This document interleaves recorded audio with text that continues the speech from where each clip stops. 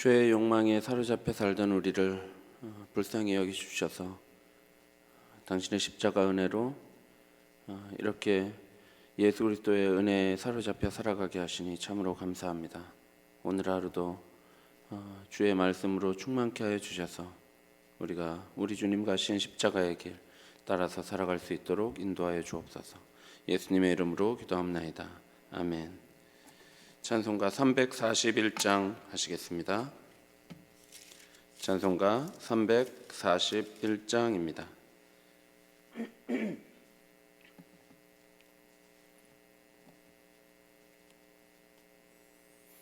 함께 찬송가 341장 하시겠습니다. 십자가를 내가 지고 주를 따라갑니다. 이제부터 예수로만 나의 보배 삼겠네. 세상에서 부귀영화 모두 잃어버려도 주의 평안 내가 받고 영생 복을 받겠네. 주도 곤욕 당했으니 나도 곤욕 당하리. 세상 사람 간사하나 예수 진실합니다. 예수 나를 사랑하사 빛난 얼굴 보이면 원수들이 미워해도 염려할 것 없겠네. 내가 핍박당할 때에 주의 품에 안기고 세상 고초 당할수록 많은 위로 받겠네. 주가 주신 기쁨 외에 기뻐할 것 무엇냐. 주가 나를 사랑하니 기뻐할 것뿐일세. 아멘.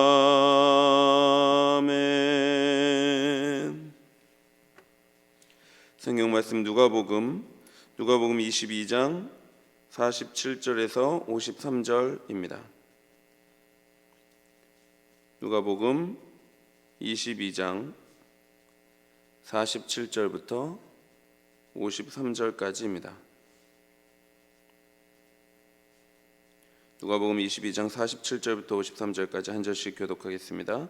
말씀하실 때에 한 무리가 오는데 12 중에 하나인 유다라 하는 자가 그들을 앞장서 와서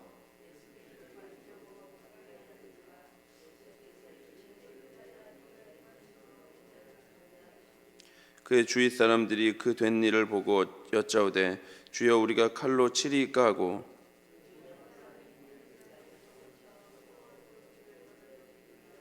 예수께서 일러 이르시되 이것까지 참으라 하시고 그 귀를 만져 낫게 하시더라.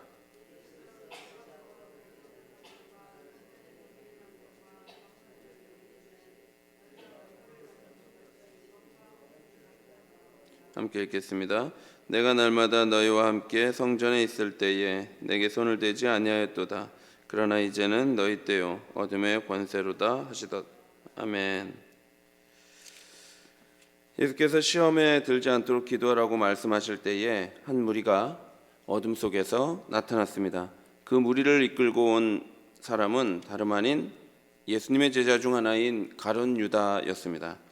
예수님은 제자들에게 늘 기도하여 깨어 있으라고 말씀하셨습니다. 왜냐하면 그렇지 않으면 시험에 들 수 있기 때문이죠. 우리가 예수님이 가신 십자가의 길을 따라가는데 유혹이 되는 것은 세상의 영광을 취하고자 하는 것입니다. 유다는 이 시험에 걸려 넘어졌습니다. 그래서 세상의 영광을 얻고자 예수를 팔기 위해 무리를 데리고 온 것입니다. 48절에 보면 유다는 예수님께 가까이 와서 입을 맞추려고 합니다. 유대 문화에서 입맞춤은 존경과 사랑의 표시였습니다. 그러나 유다는 잡으러 온 자들이 누가 예수인지 알도록 하기 위해서 예수님께 입을 맞추고 있죠. 이때 예수께서 유다에게 말씀하십니다. 48절입니다.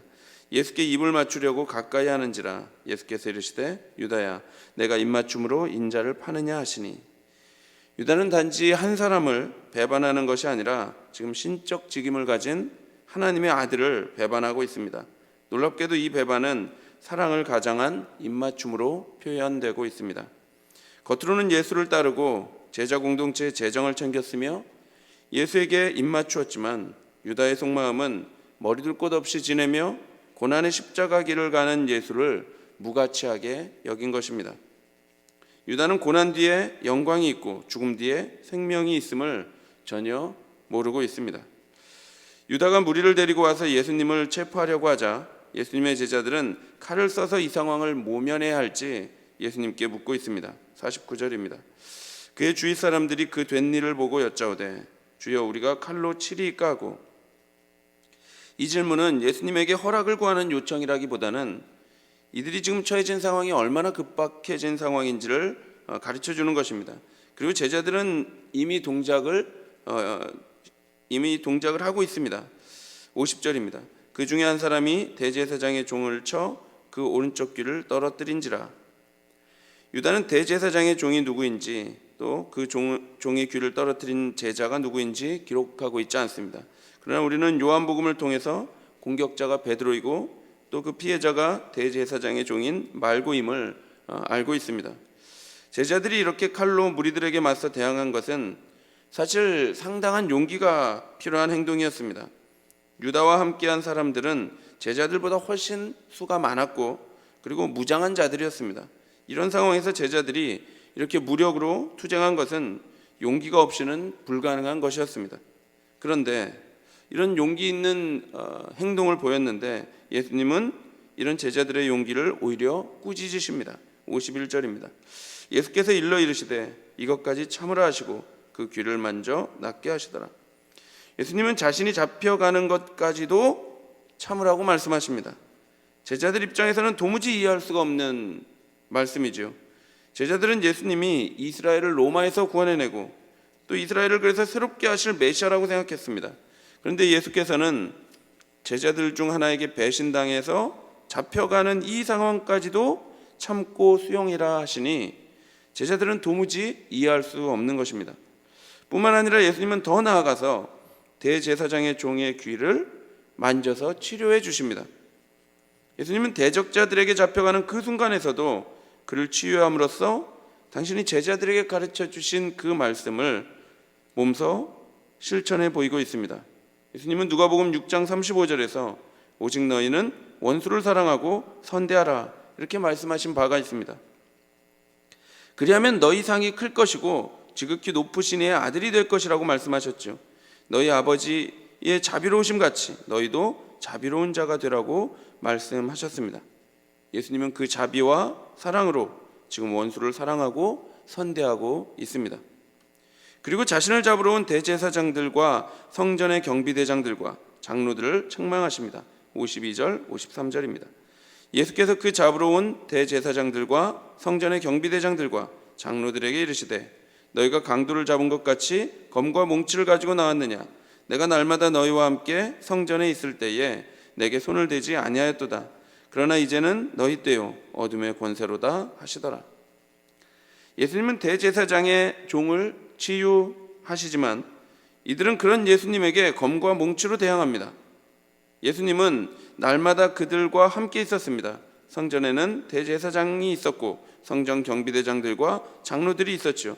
그러나 이들은 그때는 사람들의 시선 때문에 그 누구도 예수님에게 손을 댈 수 없었습니다. 그러나 이제 밤이 되자 이들은 사람들 눈을 피해서 예수를 잡고 있습니다. 52절에 너희가 강도를 잡은 것 같이 이렇게 말씀하는데요. 여기서 강도는 기본적으로 폭력적인 범죄자를 가리키는 말입니다. 특히 반란자들이나 테러리스트와 같은 이런 정치범을 가리킬 때 이 단어가 쓰였습니다. 따라서 이들은 예수님을 종교적으로는 신성 모독자로, 그리고 정치적으로는 반역자라는 명목으로 지금 체포하고 있습니다. 이에 대한 어떠한 타당한 근거도 없지만 이들은 자신의 권력을 유지하기 위해서 예수를 잡아 죽이려고 하고 있습니다. 그러나 예수께서 이를 허용하시는 이유는 이제는 어둠의 권세의 때이기 때문입니다. 어둠은 사탄을 말하는 것이죠. 따라서 예수님을 체포하는 지금은 어둠의 권세, 즉 사탄의 권세가 활개를 치고 있습니다. 종교 지도자들과 유다가 자신의 욕망에 충성했지만 사실상 그들은 사탄의 권세 아래서 악의 종노릇 하고 있었던 것입니다. 사랑하는 성도 여러분, 우리는 오늘 본문을 통해서 상반된 두 가지 행동을 발견할 수가 있습니다. 그리고 그 상반된 두 가지 행동을 통해서 성도가 이 땅에서 어떻게 살아가야 하는지를 교훈을 얻을 수 있습니다. 먼저 가룟 유다와 종교 지도자들은 자기들이 사는 길을 따라서 걸어가고 있습니다. 가룟 유다는 자기가 부와 영광을 누리기 위해서 예수를 버리고 유대 종교 지도자들과 손을 잡았습니다. 3년 동안 예수를 따라다녀 봤더니 가만히 보니까 자기에게 도움이 되지 않을 것 같았습니다. 그리고 시간이 가면 갈수록 예수는 높이 올라가는 코스를 밟지 않고, 그렇다고 세력을 모아서 힘으로 사회를 전복시키려고 생각하고 있지도 않는 것 같습니다. 가르치는 것이라고는 원수를 사랑하라는 그런 힘없는 가르침뿐이었습니다. 그러니 가룟 유다의 생각에 더 이상 예수를 쫓아서는 살 길이 보이지 않는다라고 생각한 것입니다. 그래서 예수를 버리고 돈과 명예, 권력을 쫓은 것입니다. 내가 살기 위해서 예수를 버린 것이죠. 유대 종교 지도자들도 같습니다. 이들은 예수의 온갖 표적을 다 목격했지만 그럴수록 예수를 경외한 것이 아니라 그를 미워하고 잡아 죽일 궁리를 하였습니다. 왜냐하면 자기들의 기득권에 위협을 느꼈기 때문입니다. 예수는 자신들의 외식을 꼬집었으며 자기들의 부정부패를 비판했습니다. 따라서 예수를 죽이지 않으면 자신들이 죽을 것 같았습니다. 그래서 자기의 권력과 명예와 부를 지키기 위해서 예수를 죽이고자 한 것입니다. 그런데 예수님은 어떻습니까? 우리가 어제 본 것처럼 예수님은 그 처참한 십자가의 길을 걸어가시고자 하나님을 부르며 힘쓰고 애써 더욱 간절히 기도하셨습니다. 땀방울이 핏방울이 되기까지 인간의 자아를 죽여 하나님의 뜻에 순종하기를 기도하고 있었던 것입니다. 예수님은 우리를 살리기 위해 십자가로 걸어가셨죠. 가룟 유다도, 유대 종교 지도자들도, 그리고 이 땅의 많은 사람들이 모두 살기 위한 길을 달려갑니다. 내가 살기 위해서 타인을 죽이는 인생을 달려갑니다. 내 부와 명예와 권력을 위해서는 그에게 상처를 주고 그에게 아픔과 고통을 주는 일을 서슴지 않습니다. 내가 살기 위한 길이라는 이 한 가지 명분 때문이죠. 내가 잘되고 내가 성공하고 내가 사는 길이면 그 무엇도 용납된다고 생각하는 것입니다. 성공이 정이다, 이렇게 말하는 것입니다. 사랑하는 성도 여러분, 그러나 우리 주님이신 예수 그리스도께서는 자신이 죽어 많은 이들을 살리는 그 길을 가셨습니다. 세상의 모든 사람들이 그 길을 가면 죽는다고 말합니다. 그러나 사랑하는 성도 여러분, 서로를 밟고 올라가고 내 성공을 위해서라면 누군가는 상처받고 아픔받아도 된다고 생각하며 살아가는 이 세상에, 성공이 곧 정이라고 말하는 이 세상에 지금 평화가 있습니까? 지금 생명이 있습니까? 지금 안식과 참 기쁨이 있습니까? 오히려 반대입니다. 이 땅이 살아나려면 우리 주 예수 그리스도께서 가신 그 길을 걸어가야 합니다. 내가 살고자 타인을 죽이는 인생이 아니라 내가 죽어서 타인을 살리는 인생 살아갈 때 이 세상이 살아나고 우리 모두가 사는 것입니다. 물론 다 살고자 혈안이 되어 있는 이 사회에서 나만 죽고자 하며 살아가는 삶은 결코 쉽지 않습니다. 그럼에도 우리가 이 길이 우리 주님이 걸어가신 길이요, 따라서 이 길이 진리임을 믿음으로 끝까지 이 십자가의 길을 따라가야 합니다. 그 길을 가기 위해 어제 우리가 배운 것처럼 깨어서 기도할 때에 하나님께서 반드시 새 힘을 공급해 주십니다. 하나님께서 공급해 주시는 그 힘으로 우리는 이 땅에서 복이 되어 복을 전하며 살아갈 수 있습니다. 둘째로, 자기의 영광을 위해 살아가는 가룟 유다와 유대 종교 지도자들은 무엇으로 지금 싸우고 있습니까? 검과 몽치로 싸웁니다. 이들이 자기 영광을 위해 싸우는 수단은 돈이고 힘입니다. 그 힘으로 세력을 만들고 당파를 지어서 폭력적으로 더 큰 힘을 만들어냅니다. 그런데 예수님의 방법은 무엇입니까? 예수께서 하나님의 영광을 위해 싸우는 그 방법은 무엇입니까? 그 방법은 십자가입니다. 자아를 죽여 타인을 섬기는 십자가가 예수 그리스도의 방법이죠. 오늘 본문에서도 유다와 유대 지도자들은 검과 뭉치로 예수님을 잡고 있지만 예수님은 오히려 그 폭력을 책망하시고 자신을 잡으려 하는 대제사장의 종을 치유해 주고 있습니다. 사랑하는 성도 여러분, 교회는 이 사랑과 섬김으로 싸우는 자들입니다. 세력을 모아서 폭력과 힘으로 싸우는 자들이 아닙니다. 교회는 다릅니다.